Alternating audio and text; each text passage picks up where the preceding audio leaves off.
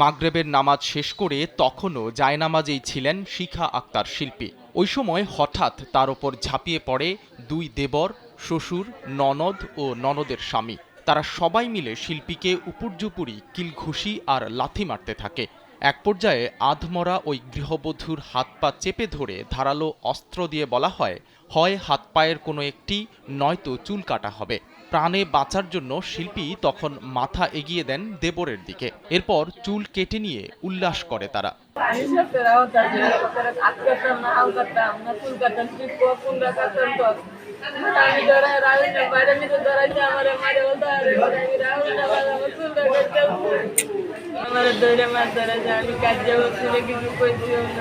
খালাম্মা, আমি আপনার মোবাইলে সেলফিন ইনস্টল করে দিতেছি। আপনার রেমিটেন্সের টাকা আপনি নিজেই জমা করতে পারবেন। সেলফিন, আগামীর ব্যাংকিং।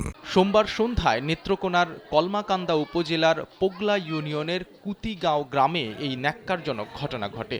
অভিযুক্তরা হলেন ননদ রেশমা, ননদের স্বামী নয়ন, দেবর কাজল ও সজল এবং শ্বশুর জালাল মিয়া।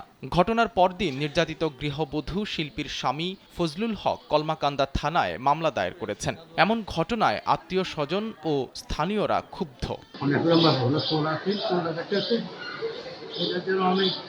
আমি আব্দুল ভাই আমি এটা তার সর্বোচ্চ যে বিচারটা এটাই আমি আবেদন করতেছি। সে নামাজরত অবস্থায় সে কবজি করতেছে, এই মুহূর্তে তার দরজায় টোকা দিচ্ছে কয়েকজন লোকে। তারপর দরজা খুলে দেখে যে দেখার সাথে তারা হাত পা ধরে 3-4 জন মানে ইচ্ছা মতো মারপিট করছে। মারপিট করার পরে শেষ মুহূর্তে তার যে লম্বা কোমর নিচ পর্যন্ত চুল ছিল, লম্বা চুলগুলো কেটে মানে নিয়ে গেছে। 3 জন আইছে বাসাতে, আয়ার পরে রাম ধরলে দেখি মহিলা মানুষ না ভয় পেয়ে গেছে। করে রামদাতে গাওয়াইছে জুগাল জুতো চেয়ার টুয়া যা আছে সন্ধ্যে জুগাল সব দিয়ে গেছে। আর মাইরিয়া লাস্ট করে হালাই নয় আমার আর ওই যে জালাল সাজল কাজল তারা 4 হাল। জানা যায় নির্যাতিত গৃহবধূর ননদ রেশমার বিয়ে নিয়ে দ্বন্দ্ব ছিল বড় ভাইয়ের সঙ্গে।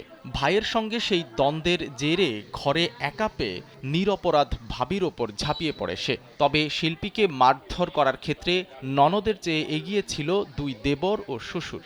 এ নিয়ে মামলা হওয়ার পর গা ঢাকা দিয়েছে অভিযুক্তরা।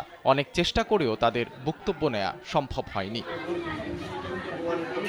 মামলার প্রেক্ষিতে পুলিশের পক্ষ থেকে জানানো হয়েছে তারা বিষয়টি খতিয়ে দেখছেন, ভুক্তভোগীর কথা শুনেছেন। আসামিদের গ্রেফতারের সর্বোচ্চ চেষ্টা করা হচ্ছে। যত দ্রুত সম্ভব তাদেরকে গ্রেফতার করে আইন অনুযায়ী ব্যবস্থা গ্রহণ করা হবে। মামলা হয়েছে, এই বিষয়ে মামলা হয়েছে, আমরা আসামি গ্রেফতার চেষ্টা চালাচ্ছি। ভুক্তভোগী গৃহবধূ শিল্পী কলমাকান্দা উপজেলা স্বাস্থ্য কমপ্লেক্সে চিকিৎসাধীন। শরীরের বিভিন্ন জায়গায় জখম থাকায় সেরে উঠতে বেশ কয়েকদিন সময় লাগবে বলে জানিয়েছেন চিকিৎসকরা। সাইদ রহমান, কালবেলা।